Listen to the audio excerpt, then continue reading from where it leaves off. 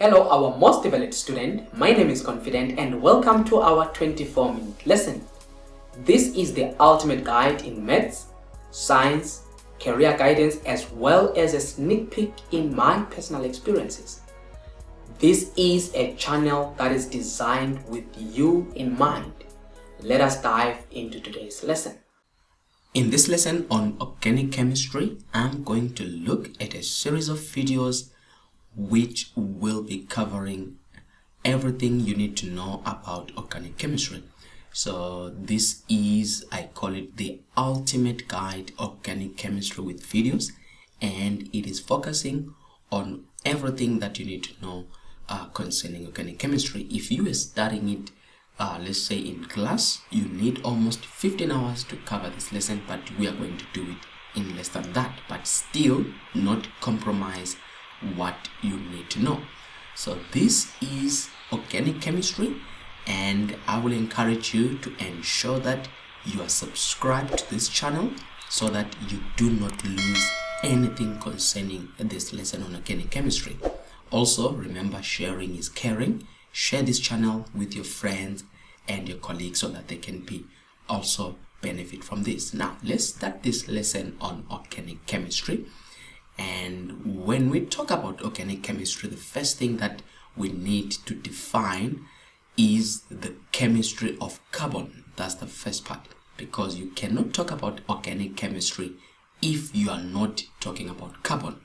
Now, what is the chemistry of carbon? We're saying these, when you talk about organic chemistry, we're saying these are molecules containing carbon atoms, and then carbon is the basic building block of organic compounds that recycles through the Earth's air, water, soil, and living organisms, including human beings. So when we talk about carbon, we can see that carbon is one of the most abundant element that is occurring in most compounds. Now, if I can just take you a little bit back, when we are looking at carbon, if you remember that this is the periodic table, and carbon is group number 4, as you can see here. This is carbon in group number 4, and we are looking at carbon here. And if you can go back to your grade 11, when we are looking at the Lewis diagram or the Lewis structure of carbon, we are saying carbon has got the first 2 electrons in the inner shell, and on the outer shell, this is carbon has got 1, 2, 3, and 4. In total, you can see that this is 6, which is the 6 we're having here. So you can see that is the 6 here. Now, if you are again remembering what on the Lewis structure, if you look at neon with 10, and neon having 10 is inert or stable, so the aim of carbon is to become like neon so that it can become stable. So carbon can achieve that by reacting. And how does it react? It gains electrons. So if we can look at the structure of neon, we are saying it's got 10. So neon, so this was carbon here. So let's look at the structure of neon here. So we're saying it's got 2 on the inner shell, and then on the outer shell it's got 1, 2, 3, 4, 5, 6, and 7, 8. And in total, we are saying it's got 10 electrons. So with carbon, it's got 6 electrons. So what carbon wants to become is to become like neon. So it will do that by gaining, so I'll say plus 4 electrons. If it gains 4 electrons, it will also have 10, meaning it will achieve the state of what? Of neon. So carbon being the what? We are saying it's a non-metal, but the best one to describe group 4, we are saying group 4 elements are semi-metals.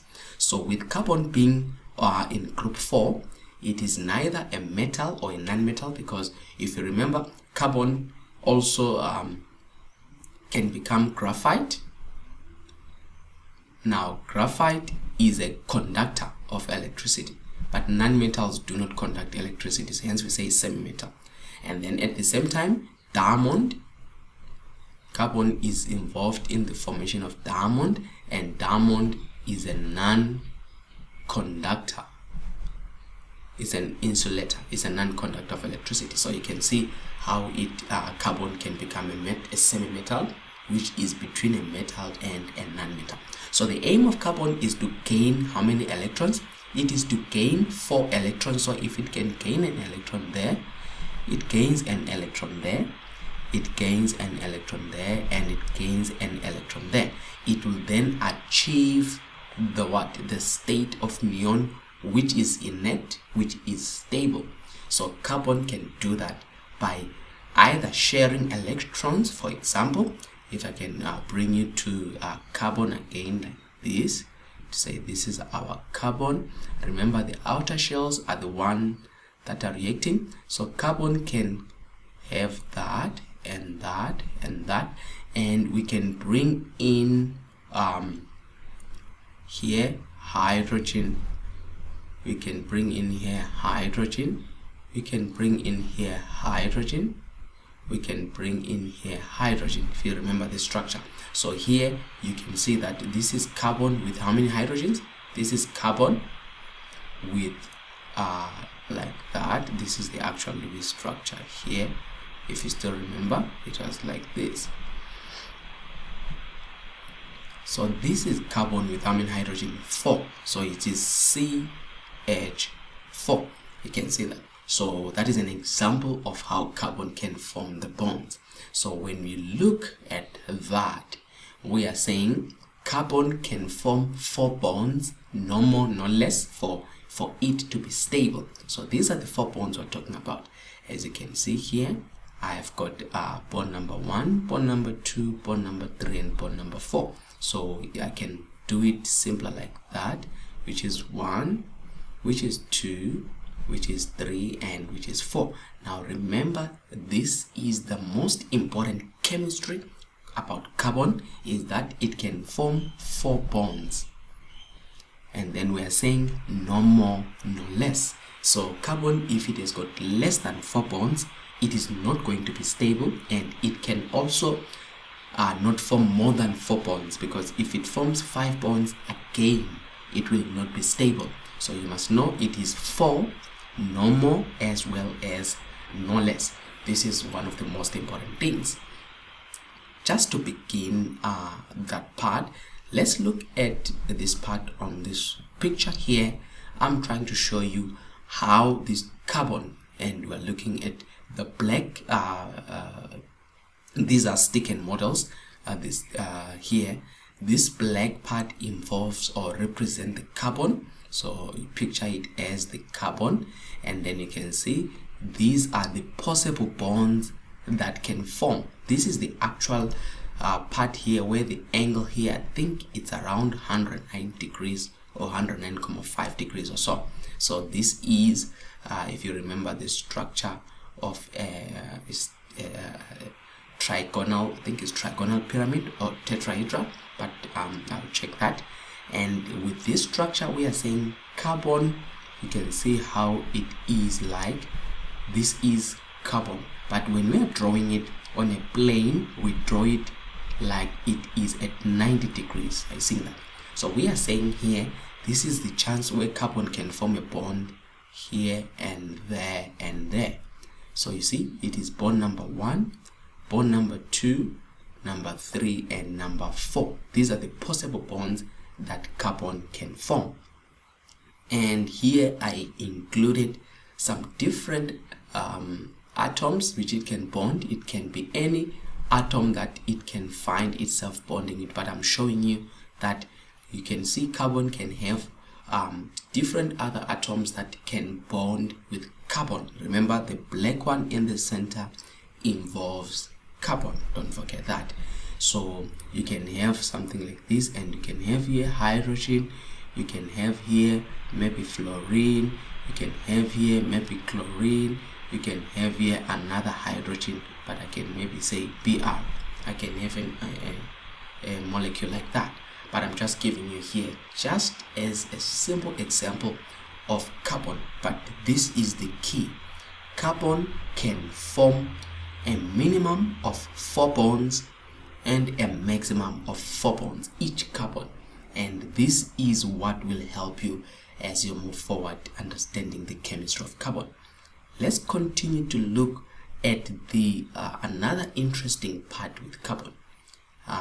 When carbon can form a minimum of 4 bonds and a maximum of 4 bonds, there is another special property of carbon, is that it can form what we call chains. That's another important property of carbon. Carbon can form chains, and this is one example of chains, meaning you can see that this is carbon, as I said, and this is another carbon. So it can combine together, starting to form chains. So if you look at this structure here, if I can draw it, so what I'm having, I've got carbon and I've got carbon. Now look at this one, I've got bond number 1, which is, I'll call this carbon 1 and carbon 2. So let's call this carbon 1 and carbon 2. You see I've got 1, 2, 3 bonds that are on the outside. So I've got 1, 2 and 3 bonds, and so let me label them. This is 1, this is 2, this is 3, and the one between carbon and carbon is number 4. So you can see this is the number 4 bond, and then it forms another carbon, which is 2. Again, I'll say here you have got 1, you have got 2, you have got 3. So I'll do that, 1, 2 and 3, and then the other bond is also 4, you see, so we can also consider that as 4. So you can see now, if I start counting each and every carbon, this is carbon number 1, bond number 1, bond number 2, and bond number 3, and bond number 4. On the other side, I've got on carbon number 2, I've got bond number 1, bond number 2, bond number 3, and bond number 4. So you can see that each and every carbon is having how many bonds? A minimum of 4 bonds and a maximum of 4 bonds.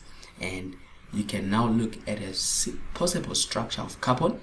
If these, for example, they were hydrogens, you've got hydrogen here, you've got hydrogen here. This is now the special property of carbon.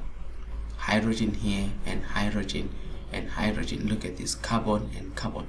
You can see the bonds that are forming here, but we're going to be drawing them in a flat plane.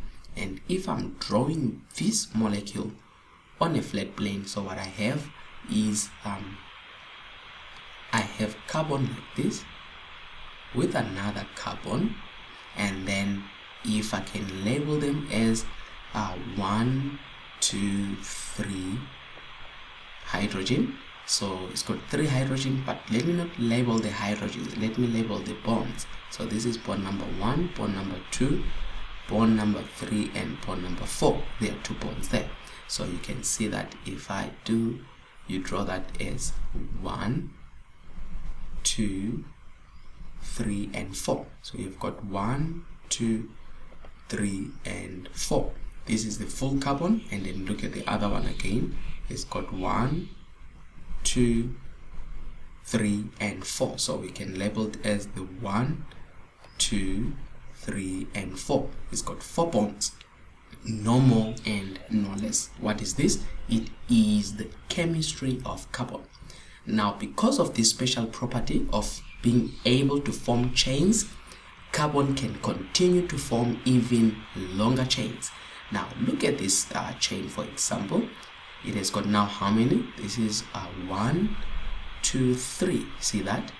It's got 3 chains, and now it's a chain with 3 carbons, not 3 chains. It's a chain with 3 carbons, and if I can draw this, you'll be having 1, 2, and 3. Now let's look at the possible bonds that can form.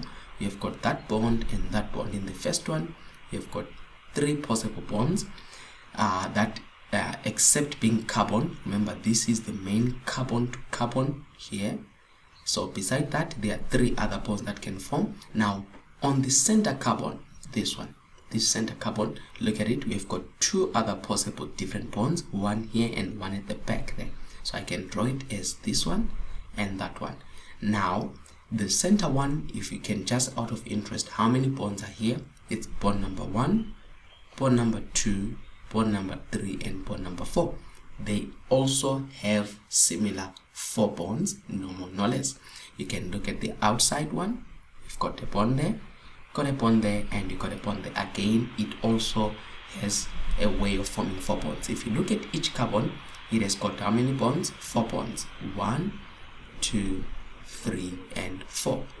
On the outside, it's 1, 2, 3, and 4. So this is what carbon is capable of doing. An example, this is a molecule here. You can see the bonds that I'm talking about and the ability to form these bonds. You can see that. So it's 4 bonds looking at the lines. And then on this other one, it's 1. Okay, let me use a different, for example, if I'm using a different pen here, it will be 1, 2, 3, and this one I can't show it, it's 4. Again, on the other carbon here, it's using a different pen, you've got 1, 2, 3, and 4. So you see the chemistry behind carbon is so interesting because of this ability of carbon to form unlimited chains. Any chain can form. So the other one had 3 carbons. Look at this one, it has got 4. We've got carbon 1, 2, 3, and 4. This is a straight line in a way. You can see that it's joined as a straight line, but each carbon has got 1 bond, 2 bond, 3 bond, and 4 bonds. The second carbon, 1 bond, 2 bond, 3 bond, and 4 bond. The third carbon, it's 1 bond, 2 bond, 3 bond, and 4 bonds. The last carbon, it's 1 bond, 2 bonds, 3 bonds, and 4 bonds. You can see that it will continue doing that. Look at the next structure.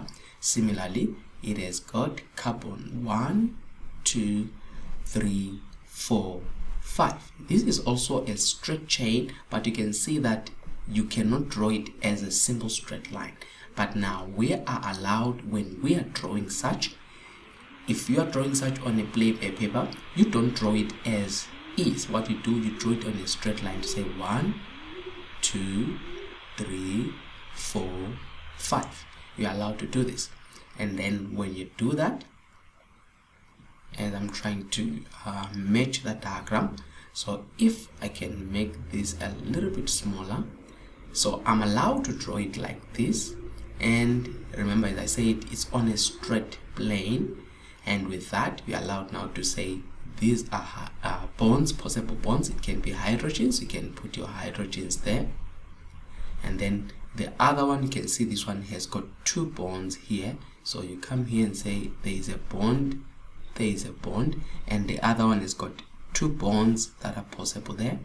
See, there is a bond, there is a bond, and this other one also has got 2 possible bonds there.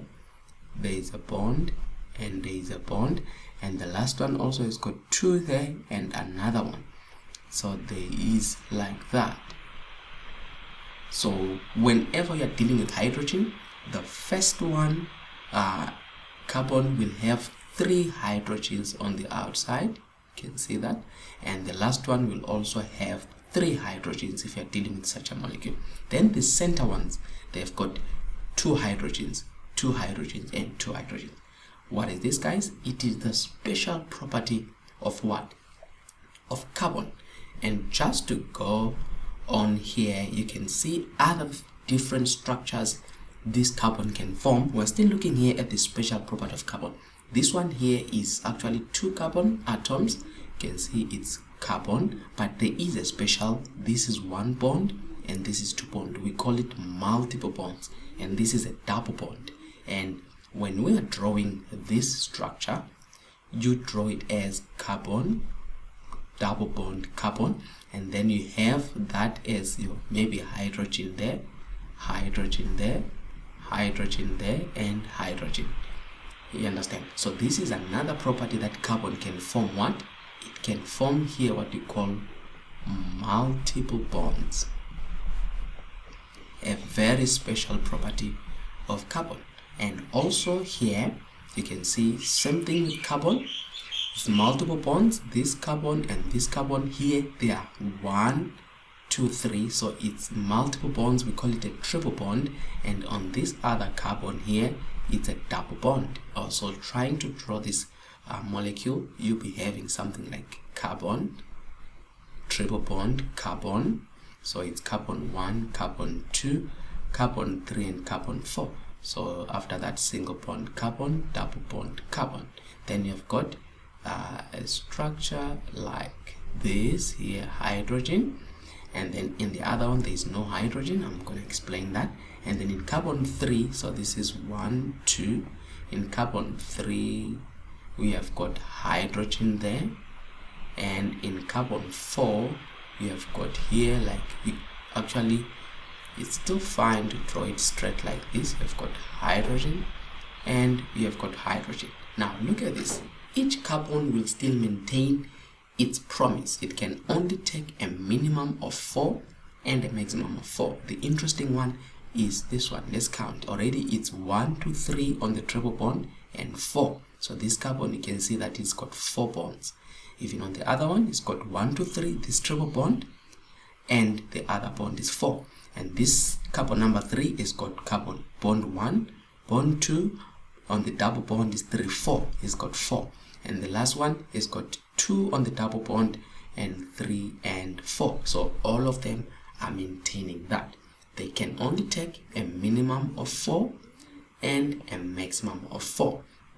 Now with that, I've come to the end of the lesson where I was looking at the introduction to organic chemistry and I was dealing with the chemistry of carbon. Now I want you to stay tuned to the second lesson, and with the second lesson we're going to look at some definition of terms, and I'm going to go through here on the definition of terms. What does it mean? If you want to continue with this lesson on the chemistry of carbon to ensure that you will never have any trouble when it comes to organic chemistry, I will encourage you to ensure that you go to lesson by lesson by lesson so that you can get a flow of how these lessons are building up. To do that, try to subscribe. Don't try, subscribe right now and ensure that that notification bell is turned on so that you are notified every time there's a new video. Then there is the last thing I want you to do. I would say just do me a favor. Don't learn alone.